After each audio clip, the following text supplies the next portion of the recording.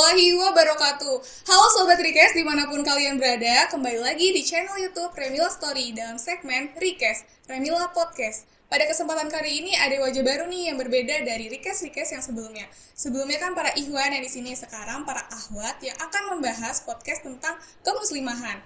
Di sini sudah ada narasumber yang Masya Allah banget nih, yaitu Kak Agnes Fauzia. Assalamualaikum Kak Agnes. Waalaikumsalam warahmatullahi wabarakatuh. Apa kabar Kak Agnes? Alhamdulillah luar biasa, sehat selalu lah. Alhamdulillah ya Kak. Kesibukannya sekarang apa ya Kak kalau gue tahu?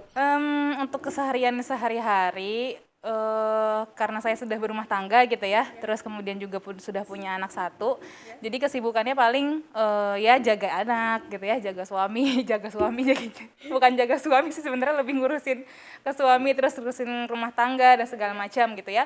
Ditambah karena memang saya juga pribadi punya usaha kuliner ya gitu, Sri Kandis Cake itu. Jadi sambil di rumah sambil ngurus semuanya ya sambil berwirausaha juga gitu. Jadi ya tetap bisa berusaha untuk produktif lah gitu. Wah Masya Allah banget ya Kak. Jadi walaupun udah nikah, udah punya anak, udah punya suami, masih tetap produktif di rumah dan punya Alhamdulillah. kewirausahaan juga nih Kak. Betul. Ngomong-ngomong tentang muslimah nih Kak, aku boleh tahu nggak Kak, pertama kali Kakak hijrah tuh gimana ya Kak? Oke, untuk ngomongin masalah hijrah gitu ya, sebenarnya saya pribadi itu mengalami 2 kali proses hijrah gitu, mengalami 2 kali proses hijrah. Karena kenapa nggak tahu ya, mungkin saya merasanya bahwa oh Allah nih memang sayang nih sama saya gitu, alhamdulillahnya begitu ya, gitu. Karena proses hijrah yang pertama itu saya mengalaminya itu ketika kelas 2 SMA gitu, karena dulu berawal pakai jilbab itu nggak dari kecil justru gitu, tapi dari SMA. Sebenarnya ada niatan untuk memakai jilbab itu dari SMP gitu, dari SMP, tapi karena anaknya terlalu aktif gitu, aktif banget ya Bun anaknya gitu ya. Jadi karena terlalu aktif dibilangnya gitu ya sama orang tua, udah ngapain sih pakai jilbab gitu kan, nanti kamu gerah lah, terus nggak betah, dikit-dikit mau buka jilbabnya segala macam gitu. Iya betul gitu ya. Jadi ya udahlah gitu, akhirnya ngikutin orang tua karena memang masih SMP dan masih ngerasa ya masih kecil lah gitu. Oke, sampai akhirnya ketika SMA masih ada tuh niatan untuk pakai jilbab gitu, tapi tidak dilaksanakan gitu karena yaudah deh nanti takut juga belum diizinin lah dan segala macam gitu. Terus kemudian sampai akhirnya pada suatu hari tuh ada kegiatan kayak pesantren kilat gitu, dan pesantren kilat kan semua mewajibkan para wanitanya untuk pakai jilbab ya. Terus pada saat itu ketika pakai jilbab, yang namanya perempuan pasti akan ngerasa wah cantik banget ya gue ya pakai jilbab gitu, cocok banget ya gitu. Kalau orang awam kan begitu, iya betul, dan merasa bahwa kalau bukan kita yang muji diri kita siapa lagi nih gitu kan, bukan masalah pede banget sih gitu, tapi memang ternyata begitu gitu kondisinya.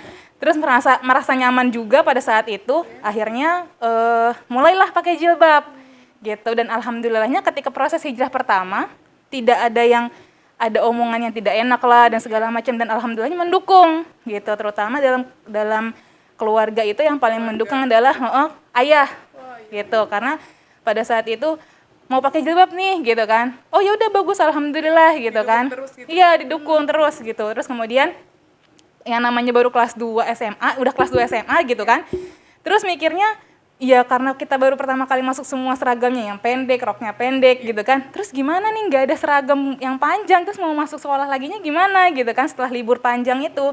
Akhirnya ngumpulin rezeki sedikit demi sedikit, dikasih uang jajan, ditabung gitu kan, ditabung untuk beli seragam baru, mulai dari roknya dulu. Jadi roknya panjang, atasnya masih yang pakai yang pendek, tapi pakai baju manset. Iya, jadi pinter-pinternya kita lah ngakalin gimana. Untuk jilbabnya nggak ada yang beli sama sekali gitu, karena dikasih sama sepupu.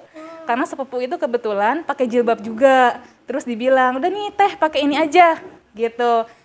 Banyak nih aku dipakai aja daripada nggak kepake kan di sini sayang. Akhirnya wah alhamdulillah senang banget dong ketika baru pertama kali hijrah, banyak banget yang ngedukung. Terus udah gitu ketika udah mulai masuk sekolah tuh juga guru-guru banyak yang bilang wah kayaknya ada yang lain nih, ada yang lain gitu, makin seneng kan dan makin semangat banget untuk terus pakai jilbab gitu. Itu yang proses hijrah yang pertama. Kemudian Allah tuntun lagi mungkin ya, Allah tuntun lagi untuk mengalami hijrah lagi itu ketika masa kuliah, karena pada saat SMA itu ya biasalah ya jilbabnya masih pakai yang jilbab Paris yang satu lapis ya. Iya betul, diselempangin di pundak lah gitu kan. Terus pasti pakai baju yang seadanya maksud seadanya di lemari ya. Iya gitu. Jadi masih yang celana jeans lah, pakai kaos dan segala macam, anak-anak gaul gitu. Iya gitu kan. Terus ketika hijrah kedua itu pada saat kuliah. Gitu, kuliah di semester 3. Semester 3 belum pertama kali masuk. Jadi pertama kali masuk kuliah ya masih begitu penampilannya. Gitu, pas semester 3 akhirnya kayak ngerasa kayaknya ada yang kurang nih kalau misalnya nggak memperdalam ilmu agama gitu. Tiba-tiba ada perasaan begitu dan itu sendiri dari jurusan yang saya ambil. Gitu, kebetulan saya waktu itu kan jurusannya Kesmas ya, Kesehatan Masyarakat. Betul gitu. Terus kemudian kemana nih saya harus nyari gitu. Akhirnya nyari sana sini kakak kelas dan segala macam, senior gitu kan. Ternyata nemu nih senior yang oh iya boleh, senang banget dong pada saat itu anak-anak LDK Lembaga Dakwah Kampus pada saat itu ya. Akhirnya saya mau masuk sini nih gitu. Nah, mulai dari saat itu proses hijrah kedua itu mulai berlangsung. Nah, tapi justru proses hijrah yang kedua kalinya banyak ujiannya, lebih banyak ujiannya gitu kan. Entah itu yang diomongin sana sini, terus dibilangnya, oh kok ini kayaknya sok-sok makin sok-sok alim ya, kayak gitu. Terus kayaknya udah makin gak bisa bergaul sama kita nih, gitu kan. Banget sih gitu ya. Gitu kan. Introvert banget, terus kayak jaga jarak banget sih, gak bisa temenan sama kita gini. Padahal ya namanya proses hijrah gitu kan. Pasti semuanya butuh proses untuk berjalannya waktu menjadi lebih baik lagi, gitu. Tapi karena memang niat itu udah bulat untuk hijrah dan pakai jilbab panjang, pakai pakaian syar'i dan semuanya gitu kan. Ya mau omongan gak enak apapun ditelan aja gitu, nggak bikin kita untuk terus wah jadi omongannya begini-begini, akhirnya balik lagi ke masa-masa jahiliyah gitu kan. Ya udah, ujiannya banyak gitu. Justru memang ketika ujiannya banyak itu bikin kita lebih kuat. Iya betul Kak. Gitu sih proses hijrahnya. Wah, Masya Allah banget ya Kak, dari proses Kakak hijrah sampai sekarang ini luar biasa banget gitu Kak. Aku juga Kak, pertama kali aku hijrah gitu, apalagi kan aku di lingkungan yang belum syar'i gitu kayak kadang-kadang tuh teman-teman aku kayak bilang gini Kak, ufti banget deh gitu kan ya, tertutup banget sih gitu kan ya, kok pakai kerudungnya panjang, nggak gerah apa, kerudung di lipet-lipet dua gitu Kak. Terus itu ya aku berpegang teguh sama prinsip aku diri sendiri kan, ya ini jalan aku hijrah gitu kan ya. Dan di situ emang banyak banget Kak ujian-ujiannya gitu. Kalau menurut Kakak gitu, kita masuk pergaulan ke lingkungan itu gimana ya Kak? Menanggapinya. Untuk pergaulannya gitu ya. Masalah pergaulan apalagi di zaman sekarang gitu ya, pergaulan luar biasa banget. Sangat mengkhawatirkan gitu ya. Karena dengan pergaulan yang sekarang gitu ya, pergaulan yang sekarang dibandingkan dengan pergaulan yang sebelumnya, itu memang sangat berbeda gitu. Apalagi zamannya saya dulu gitu ya kan, kalau sekarang kayaknya anak-anak zaman now nih lebih ke gadget banget gitu kan, apa-apa gadget, apa-apa media sosial gitu kan. Kalau misalnya zaman dulu saya atau zaman orang tua kita dulu gitu ya, kan belum terlalu banyak proses modernisasi atau kayak western ke barat-baratan lah gitu, itu belum terlalu banyak pengaruhnya, itu belum terlalu berat, belum terlalu banyak. Makanya mereka pun juga teknologinya juga nggak semakin berkembang seperti sekarang. Kalau dulu kan pergaulannya tuh enak nih, teman-teman mainnya di mana, di sawah, terus kemudian ini kita main ke tumpukan jerami yuk gitu kan, lemparin diri ke tumpukan jerami, jadi asik banget gitu kalau dulu. Dan ibaratnya tuh proses untuk kita bergaul sama teman-temannya nggak terlalu berbahaya gitu, karena memang tidak terlalu banyak yang kita tahu dari media sosial itu gitu kan. Tapi kalau sekarang karena memang teknologi itu yang semakin berkembang gitu ya, teknologi semakin berkembang, akhirnya banyak budaya-budaya barat yang masuk ke dalam lingkungan kita gitu, dan akhirnya masuk juga tuh proses modernisasi tadi, ke barat-baratan tadi, di mana orang yang berpakaian minim sangat wajar dilihatnya. Tapi kita yang berpakaian syar'i, jilbabannya tadi yang tadi Kakak bilang tuh kan, nggak gerah apa lapis 2 gitu kan, ngapain sih sosok pakai cadar kayak sok ke Arab-Araban gitu kan. Padahal yang ibaratnya memang pakaian seharusnya seperti kita nih, yang memang Allah anjurkan ya. Iya betul. Surat apa nih Kak? Kalau Allah bilang gitu ya di dalam Al-Qur'an, itu ada di dalam surat Al-Ahzab ayat 59. Gitu, Allah tuh nyuruh kita untuk ngulurin jilbab itu ke dada kita nih sampai panjang gitu kan. Dan ini memang bukan pakaian yang sok ke Arab-Araban, tapi memang yang Allah sudah perintahkan Perintahkan, iya, di gitu. Al-Quran juga. Iya betul gitu. Jadi memang pergaulan sekarang itu sangat mengkhawatirkan. Kenapa sih mereka sampai mengalami seperti itu gitu kan? Dari proses kebarat-baratan tadi, akhirnya mereka kayak merasa bebas gitu. Maksudnya bebas di sini adalah zina di mana-mana. Orang minum minuman keras itu nggak malu lagi tuh. Nggak kan, kalau biasanya kan cuma di diskotik doang gitu ya. Kalau sekarang karena mungkin nggak punya modal untuk ke diskotik gitu ya kali, akhirnya mereka minum minuman oplosan dan minumnya itu di pinggir jalan di ruko-ruko yang udah tutup gitu kan. Nah itu yang bikin mereka merasa bebas dan nggak tahu malu untuk melakukan hal itu, padahal itu tidak diperbolehkan gitu, karena merasa bebas karena proses barat-baratan yang tadi. Terus kemudian orang tinggal serumah padahal dia belum menikah. Kalau di luar negeri mungkin itu wajar, tapi kalau di sini kita itu hal yang tabu, itu hal yang tidak diperbolehkan gitu ya. Jadi semua mereka merasa bebas melakukan apapun yang mereka mau. Kenapa bisa sampai seperti itu sih gitu ya? Karena memang kurang sentuhan agama dalam kehidupan mereka gitu. Karena memang gini, lingkungan itu adalah faktor kedua pembentukan karakteristik seseorang. Terus faktor pertamanya apa? Keluarga. Iya betul. Jadi seorang anak gitu atau seseorang itu akan siap masuk ke lingkungan kalau dia mendapat didikan yang baik dari orang tuanya gitu. Makanya sebenarnya madrasatul ulama atau misalnya atau tempat pendidikan yang paling utama itu dari orang tuanya gitu, ibunya gitu kan. Jadi ketika dia matang nih, dipersiapkan sama orang tuanya, didikannya dari keluarganya udah oke, terus mungkin ngerasa sudah waktunya dia harus terjun ke lingkungan, dia sudah siap. Siapnya gimana? Siapnya dia tidak mudah untuk terjerumus dengan lingkungan yang seperti ini, lingkungan yang mengkhawatirkan. Kayak saya misalnya nih sekarang punya anak perempuan, baru satu kan perempuan. Iya, perempuan kayak wanita kayak kita ini kan banyak banget fitnahnya gitu kan, dan semua dalam diri kita nih, dari ujung rambut sampai ujung kaki itu kita aurat semua. Bahkan suara pun adalah aurat ya, Kak. Betul gitu. Terus gimana Kak untuk mereka yang nasyid gitu kan ya, terus nyanyi-nyanyi segala macam.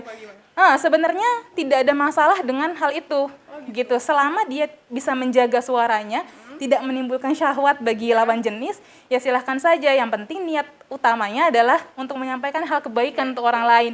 Ada pesan dakwah di dalamnya gitu. Yang penting balik lagi ke niatnya itu sendiri gitu. Jadi kondisi pergaulan yang sekarang tuh benar-benar sangat mengkhawatirkan gitu kalau menurut pandangan saya sih.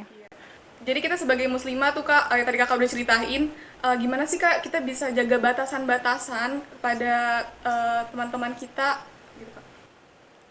Selama di lingkungan berarti ya? Iya, betul. Jadi ketika kita sudah berada di lingkungan yang toksik, ibaratnya kita bahasanya toksik gitu ya, lingkungan yang toksik seperti ini, sebenarnya memang wanita itu yang tadi dibilang, banyak dari ujung rambut sampai ujung kaki itu aurat. Kita banyak fitnahnya, bahkan dalam hadis pun dikatakan penghuni neraka itu lebih banyak wanita gitu. Iya, betul. Gitu kan, karena memang wanita itu kan lebih menggunakan perasaan dan kita lebih gampang terjerumus, atau mungkin dari sisi terus kemudian dari sisi kitanya pun terkadang ada yang lebih sering menggoda atau gimana gitu kan. Nah, untuk batasannya sendiri ketika dalam pergaulan itu, sebenarnya ketika ada kata-kata muslimah berarti kita itu sudah lebih paham setingkat lah itu ibaratnya ya dengan para wanita awam pada umumnya gitu. Kenapa lebih paham? Karena memang muslimah itu identik dengan jilbab panjang, pakaian syar'i. Berarti kan ada beberapa hal dia sudah lebih paham gitu kan, lebih paham dari mereka yang belum tahu sama sekali. Ya, betul. Berarti yang harus dia jaga batasannya itu adalah dia harus tetap menjaga auratnya. Nggak apa-apa, silahkan berbaur dengan lingkungan sekitarnya gitu kan. Justru salah ketika ada pemikiran yang gue nggak mau nih harus terjun ke lingkungan yang kayak begini-begini gitu kan, yang mengkhawatirkan lah, yang gitu kan, terus yang sangat mengganggu banget lah ibaratnya gitu. Kalau misalnya dia menarik diri dengan niatan untuk menjaga, itu sih sebenarnya nggak salah sih ya, tapi kurang tepat kalau dia harus menarik diri, karena mereka ini kan orang-orang yang belum paham, itu adalah justru target dakwah kita, gitu. Mereka ini orang-orang yang belum tersentuh agamanya, gitu. Kitanya sebagai muslimah jangan jadi muslimah yang kaku ketika di lingkungan, gitu. Harus mudah berbaur dengan mereka, Karena kalau kitanya kaku, mereka nggak akan masuk nih. Betul Kita juga nggak akan masuk ke mereka nggak akan mau sama kita. Dan dia juga nggak mau banget tuh sama kita, kayak apaan sih dibilangin mulu. Iya betul. Jadi kayak Apa-apa sih, agama, dikit-dikit, apa-apa agama. dikit-dikit ceramah gitu kan. Mereka nggak mau. Tapi setidaknya gini, ketika mereka di sini ada komunitas Mobile Legend nih, Iya. gitu. Mungkin di sini kan banyak ya yang pengen yang suka main game ini, main game itu gitu kan. Bisa sambil berdakwah, sambil main game gitu. Terus ketika sudah waktu azan, udah azan nih, sholat yuk. Gitu. Kan dikit-dikit kita memasukkan hal baik nih sama orang-orang tersebut. Nah, ketika mereka sudah mau menerima kita, gampang tuh buat kita untuk masukin ibaratnya hal-hal kebaikan Islami lah gitu, ibaratnya hal Islami, kehidupan Islami buat mereka. Nanti mereka akan terbiasa. Makanya tadi dibilang kitanya jangan terlalu kaku dan merasa eksklusif bahwa kita kita udah lebih paham nih, mereka nggak tahu apa-apa. Terus kita kayak udah mainnya sama kelompok-kelompok ini aja yang lebih paham. Nah itu ya gimana kita mau ngedawain orang yang itu gitu kan, orang yang belum paham kalau kitanya juga merasa eksklusif dirinya sendiri gitu loh. Nah itu tadi dibilang kita boleh berpenampilan seperti ini gitu. Justru ketika kita masuk ke dalam lingkungan yang seperti itu, jangan merubah penampilan kita. Kita tetap berpenampilan seperti ini karena kita berprinsip bahwa kita harus menjaga aurat kita. Terus kemudian kita menjaga diri kita dari mereka yang bukan mahram kita. Iya. Gitu. Terus Batasan-batasan. iya, betul, dengan batasan-batasannya. Terus kemudian karena memang tadi suara itu adalah aurat gitu kan. Jangan sampai ketika kita lagi ngobrol sama teman-teman kita, sambil ketawa-ketawa sampai terus Kelewatan batas itu jangan. ketawanya terbahak-bahak banget karena banyak banget yang sering begitu tuh. Perempuan tapi ketawanya gitu kan. Enggak sadar karena terlalu asik main sama ngobrol sama teman-temannya gitu. Nah itu jadi itu yang harus kita perhatikan, batasan seperti itu gitu supaya kitanya juga tetap menjalankan prinsip kita sebagai seorang muslimah, tapi kitanya juga tidak menutup diri dari lingkungan. Mereka bisa nerima kita bisa masuk ke mereka, tapi dengan catatan tadi berusahalah untuk kita mewarnai mereka tanpa harus kitanya yang terwarnai gitu. Kayak saya sendiri nih ya, meskipun saya pakai cadar, penampilannya begini gitu, saya kemana-mana kalau misalnya nggak ada motor medik, saya pakai motor CB150R, tahu ya? Iya, motor sport gede itu, iya betul gitu. Iya, ada koplingnya itu kan? Iya betul, saya pakai motor itu untuk mana-mana gitu kan. Kedua, kalau kayak saya lagi main ke time zone nih, gitu ya, saya main ke time zone tuh, tahu ya yang dance floor itu? Iya, banyak banget ya, pump it up itu ya. Itu saya main itu gitu. Iya, jadi nggak terbatas gitu kayak. Betul. Jadi kita bisa melakukan aktivitas apapun itu, Betul, walaupun gitu. dengan hijab syar'i. Iya, jadi nggak merasa bahwa karena pakai cadar, jilbabnya panjang, akhirnya malu nih ngapain sih gini. Memang seorang wanita itu harus punya rasa malu. Itu sebagai bentuk kewibawaannya seorang wanita gitu kan. Cuman malu di sini harus ditempatkan ya dengan baik gitu ibaratnya. Jadi ketika sama lawan jenis silahkan gitu kan, tunjukkan rasa malu itu, jaga diri kita dan segala macam. Tapi kalau misalnya memang di lingkungan kita yang membutuhkan kita untuk show up gitu ibaratnya, ya silahkan show up gitu. Bahkan di salah satu IG gitu ya, di Instagram itu ada salah satu ustazah panutan saya. Siapa Beliau tuh, Kak? nanti bisa dicek ya di boleh, IG-nya, boleh. namanya Ustazah Dr. Ferihana. Gitu. Beliau ini dokter.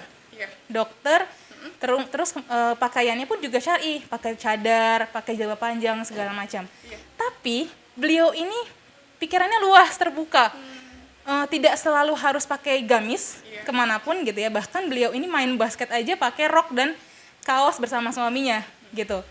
Terus kemudian ketika dia praktek, beliau kan membuka praktek ya di Jogja itu untuk kaum duafa gitu. Nah ketika praktek itu kan tidak harus melulu pakai cadar. Ada pasien yang mungkin tidak terbiasa dengan cadar, atau mungkin ketika dokter itu masuk ke lingkungannya masyarakat sekitar, kan lingkungan itu tidak selalu siap dengan cadar ya. Gitu, tidak selalu siap dengan penampilan kita. Kitanya juga harus menyesuaikan dengan mereka. Makanya prinsipnya adalah ya kita harus jaga aurat kita, tetap jaga aurat kita dengan batasan tadi dan prinsip jilbab panjang tadi. Jadi jangan semata-mata karena lingkungan itu tidak bisa menerima busana kita, terus kita terus langsung berubah yang akhirnya nggak pakai jilbab segala macam. Justru itu salah. Jadi harus menyesuaikan ya, Kak? Iya, akhirnya kita yang terwarnai kalau kayak gitu. Jadi harus tetap dilihat batasannya, tidak boleh kaku gitu ya terhadap lingkungan sekitar.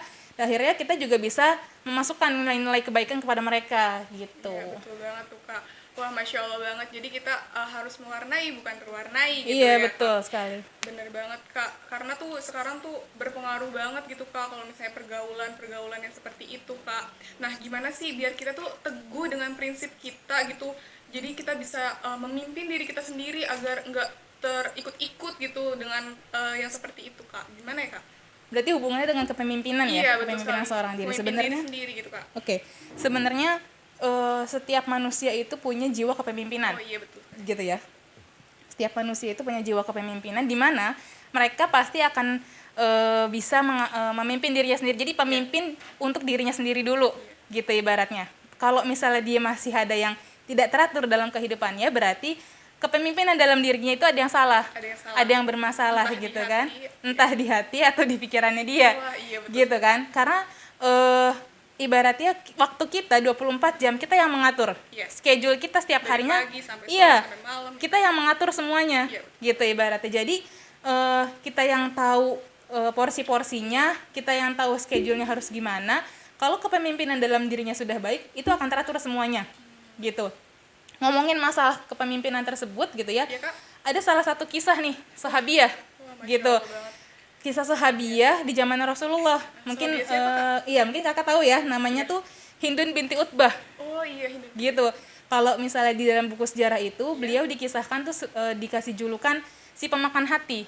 Loh, kok pemakan hati gitu ya? Iya, Hati kenapa? siapa yang dimakan Iya, gitu. siapa? Tapi memang betul hati seseorang dimakan sama seorang Hindun ini. Jadi kenapa beliau ini mau bisa makan hatinya seseorang gitu? Iya. Karena hati yang dimakan ini adalah Hamzah, pamannya Rasulullah. Hamzah, pamannya Gitu, pamannya Rasulullah SAW. Gitu. Akhirnya kenapa beliau sampai punya dendam yang begitu mendalam kepada Hamzah? Karena memang pada saat perang Uhud kalau nggak salah gitu ya, perang Uhud atau perang Badar, saya agak lupa sedikit gitu, nanti boleh dicek ya, sambil bantu dicek. Jadi pada saat perang itu keluarganya Hindun, termasuk ayah dan sanak saudaranya yang lain terbunuh, gitu, terbunuh dalam perang tersebut. Yang membunuh itu termasuk Hamzah juga. Kesel dong gitu kan. Jadi Hindun ini memang diceritakan itu sosok wanita yang multi talent sebenarnya. Wah, Masya Allah banget ya Kak. Iya, multi talent karena udah baik, cerdas, fasih berbahasa gitu kan. Ahli menunggang kuda juga, pandai bersyair. Jadi semua itu ada di dalam dirinya beliau. Iya. Gitu. Sampai akhirnya anaknya itu Muawiyah bin Abu Sufyan itu mengatakan bahwa ibu saya ini wanita yang sangat berbahaya pada masa jahiliyahnya. Gitu.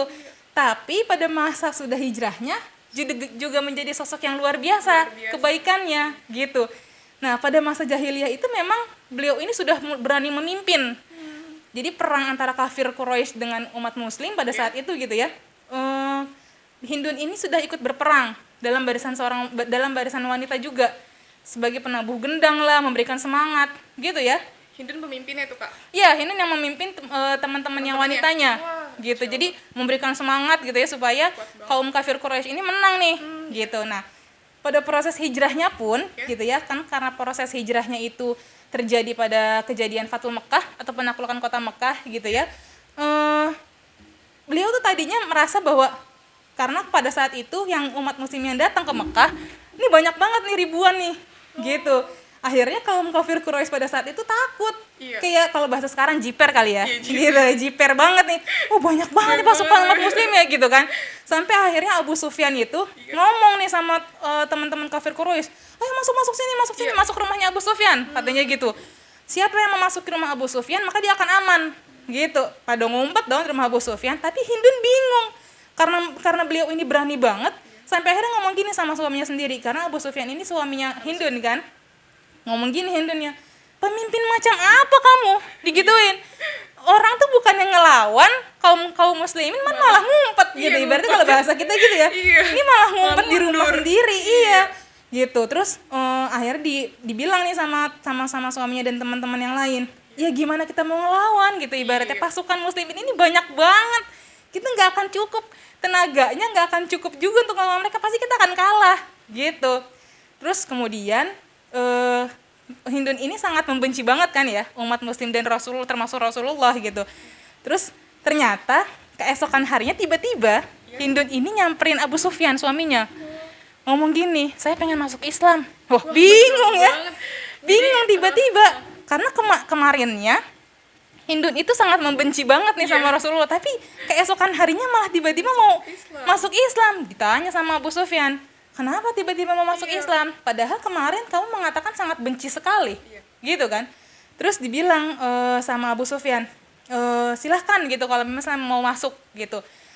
Nanti kalau misalnya kamu mau ke sana mau masuk Islam gitu kan, boleh silakan pergi ke Rasulullah gitu. Nanti silakan bawa salah satu dari kaummu untuk menemanimu gitu. Seiring berjalannya waktu udah tuh akhirnya proses baiat segala macam gitu ya sama Rasulullah gitu. Kemudian dari proses baiat itu akhirnya Hindun dan beserta teman-teman wanita lainnya masuk Islam nih, sudah hijrah. Nah gitu, udah hijrah kan. Tapi nggak lama prosesnya bersama Rasulullah, akhirnya menyesal kan Hindun nih, kenapa nggak dari dulu nih gitu kan, untuk nggak hijrah dari dulu gitu kan.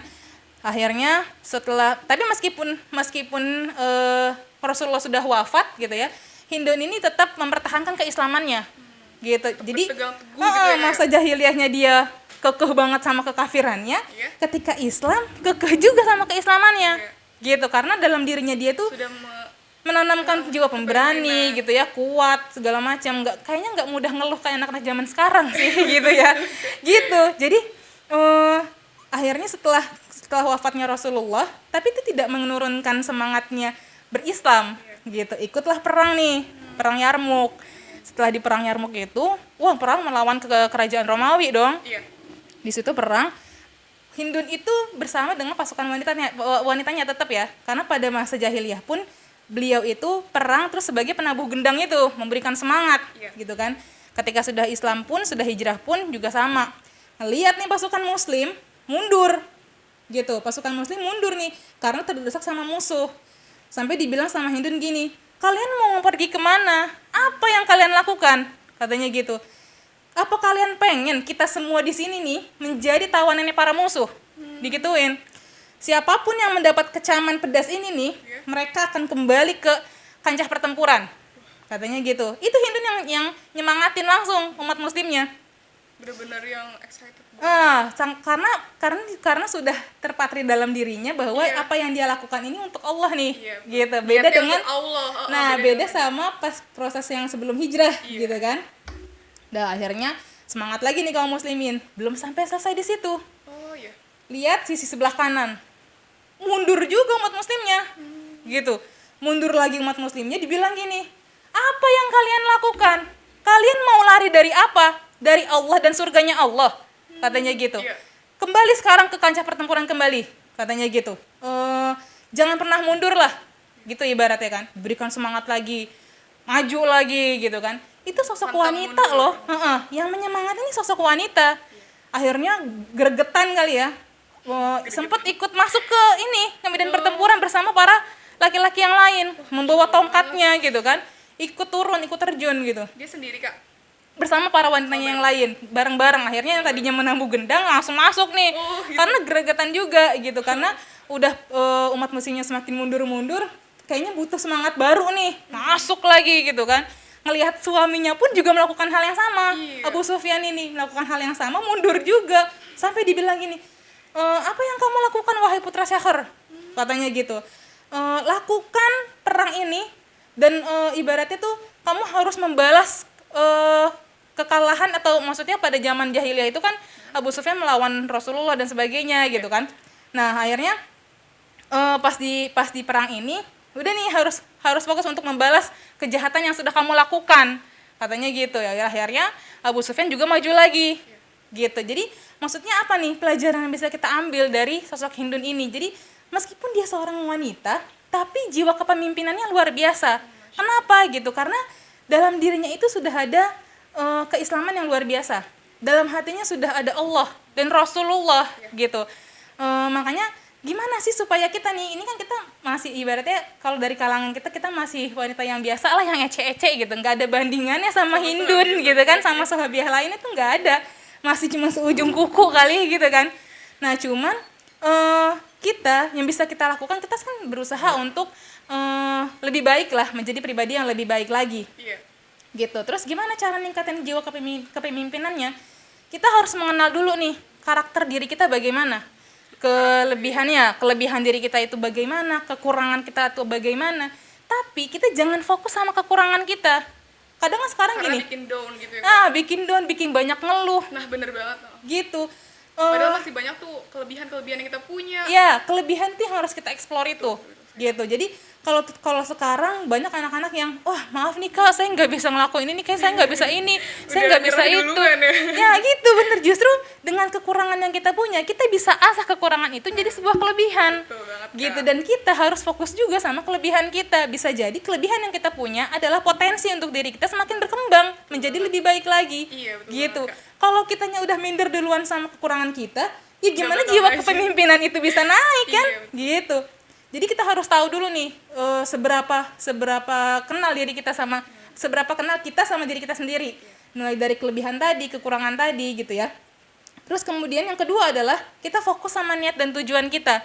Niat kita mau ada di lingkungan itu untuk apa? Untuk apa dan karena siapa gitu kan. Jadi kalau misalnya semuanya sudah jelas gitu kan. Oh, saya pengen kayak saya ada di lingkungan ini, saya pengen untuk menebarkan kebaikan-kebaikan nih. Gitu, niatnya baik kan? Dan tujuan ini saya lakukan karena untuk mencapai ridhonya Allah, meraih keberkahan Allah gitu kan. Jadi supaya saya itu juga bisa diterima nih sama orang-orang sekitar. Ketika kita sudah jelas niat dan tujuannya, Allah pun juga akan memudahkan jalan kita. Betul sekali, Kak. Gitu, karena memang niat baik itu selalu akan Allah bantu. Gitu. Jadi kita juga fokus nih, harus fokus sama niat dan tujuan kita. Kemudian yang ketiga adalah perbanyaklah berpengalaman. Jadi belajar dan mencari pengalaman tuh wajib banget kalau buat kita. Nah, buat ikut organisasi, terjun ke lembaga gitu kan. Kayak teman-teman dari remaja-remaja masjid, terus dari LDK atau rohis gitu kan. Itu bisa jadi modal pembelajaran kita dan mencari pengalaman buat diri kita gitu. Jadi kan nggak mungkin dalam perusahaan pun tiba-tiba orang masuk ngelamar kerja terus dia jadi posisinya langsung jadi direktur, nggak mungkin. Iya, pasti dia akan jadi stafnya dulu. Iya, dari bawah dulu. Gitu, iya betul. Jadi dari stafnya dulu, dia proses pembelajaran ini segala macam. Akhirnya dilihat kinerjanya bagus nih, gitu kan. Baru naik nih, jadi pimpinan perusahaan sedikit-sedikit demi sedikit gitu. Jadi semua itu butuh proses sebenarnya. Makanya kitanya juga harus mau banyak belajar, mencari tahu gitu kan. Apalagi kalau misalnya di lingkungan itu kita juga harus kenal medan lingkungannya seperti apa, orang-orang di lingkungan itu bagaimana. Jadi kita bisa menyesuaikan targetnya juga. Nah, dengan orang-orang di sekitar, karakter-karakter mereka. Jadi kita bisa tahu apa yang harus kita lakukan selama di lingkungan itu. Gitu. Benar banget Kak, Masya Allah banget. Dari kisah Hindun binti Utsman ini tuh banyak banget memotivasi buat kita ya teman-teman. Yang pertama itu kita harus mengenali diri kita. Jangan fokus pada kekurangan diri kita. Kita fokus pada kelebihan diri kita. Terus yang kedua itu kita luruskan niat dan tujuan kita. Dan yang ketiga itu kita harus berbanyak-banyak mengeksplor diri kita, membanyak berpengalaman kita gitu. Nah, ketika kita sudah masuk di lingkungan kita gitu Kak, kontribusi apa sih Kak yang kita kasih ke lingkungan sekitar kita, baik langsung ataupun di dunia maya Kak? Untuk kontribusi sendiri, kalau dari kisah yang Hindun tadi gitu ya, bisa kita lihat dari kisah Hindun tadi, Ya. Meskipun dia seorang wanita, tapi posisinya dia bisa tahu apa yang harus dia lakukan di situ. Makanya dia ngambil posisi sebagai penabuh gendang. Karena pada saat itu kan, iya kenapa penabuh gendang sih gitu? Karena pada saatnya zaman perang dulu gitu ya, penabuh gendang itu perlu banget untuk memberikan semangat pada pasukan perang gitu. Nah, terus kita gimana nih? Kontribusi apa sih yang bisa kita kasih? Kalau di lingkungan sekitar kita Kalau gitu, di lingkungan Kak. sekitar kita gitu. Kita tuh bisa mulai aktif di lembaga-lembaga gitu ya, terutama lembaga keislaman. Kalau teman-teman yang masih banyak yang kuliah, yang sekolah gitu kan, bisa mulai aktif untuk ikut organisasi yang ada di sekolah gitu ya, UKM, terus ekskul dan segala macam. Tapi tetap tadi tuh, selama kita memberikan kontribusi itu dan banyak pembelajaran yang kita dapat, kita harus mengenal batasannya tadi. Tetap harus konsisten untuk memegang prinsip bahwa ini loh batasannya seorang muslimah tuh seperti itu gitu. Jadi dari kontribusi kita untuk terjun gitu ya di dalam lembaga atau organisasi tersebut, itu bisa menjadikan kita pembelajaran atau pengalaman yang lebih banyak lagi. Terus kemudian untuk karena mungkin sekarang kondisinya adalah pandemi, ini, iya ya. betul pandemi, dan nggak banyak yang bisa kita lakukan di luar rumah, gitu ya. Berarti kan kita mengharuskan kalau sekarang tuh lebih banyak menggunakan teknologi, gitu. Segalanya online, sekolah pun daring, gitu kan. Terus kitanya juga harus dakwah pun juga harus lewat online segala macam. Yang ibaratnya semua harus fokus di teknologi. Gitu. Jadi apa nih yang bisa kita lakukan selama kita di rumah tapi tetap bisa produktif, gitu. Dakwah kita juga bisa tetap berjalan. Kita bisa mengasah keahlian apa yang kita punya. Yang bisa menulis, ikut nih pelatihan menulis, terus masukin ke blog, gitu kan bisa kan begitu tuh. Terus yang jago masak, jago gambar misalnya gitu kan, itu bisa bikin akun YouTube, akun betul. TikTok, gitu kan. Lagi hype banget. Betul. Terus misalnya tutorial, ini nih pembelajaran tajwidnya Al-Quran, segala macam kan bisa tuh. Jadi meskipun kita berada di rumah, kita jangan jadi kaum rebahan juga, gitu nih. Wanita-wanita muslimah yang udahlah meskipun di rumah udah deh diem-diem aja, gitu kan. Kita nggak boleh banyak keluar. Tapi bukan berarti kita nggak ngapa-ngapain nih di rumah, gitu. Jadi tetap bisa. Jadi berarti kita harus tahu celahnya dan kebutuhan apa yang lagi dibutuhin banget nih sama lingkungan. Ternyata mereka lagi pengen banyak yang mau belajar ngaji tapi online misalnya gitu kan. Kita bikin nih pembelajaran yang mudah difahami gitu, dan mereka bisa mempelajarinya langsung lewat akun YouTube kita lah atau konten-konten yang kita bikin gitu. Jadi tetap bisa produktif lah selama di rumah gitu. Wah, Masya Allah banget ya. Jadi kontribusi yang kita lakukan itu banyak banget ya, kayak yang seperti tadi kakak bilang gitu. Iya betul. Jadi kita sebagai muslimah tidak usah menarik diri dari lingkungan atau pergaulan kita. Kita boleh aja bergaul, mengikuti tren-tren yang ada di zaman sekarang ini. Dan kita juga harus menanamkan jiwa kepemimpinan kita di dalam hati kita agar kita tidak terbawa arus dan tidak terbawa dalam teknologi yang ada. Terima kasih kepada teman-teman yang sudah setia menonton video ini dari awal sampai akhir. Jangan lupa di like, comment, and subscribe. Dan jangan lupa juga di follow Instagramnya @remila_official dan @remila_shop. Terima kasih, kurang lebihnya mohon maaf. Wassalamualaikum warahmatullahi wabarakatuh.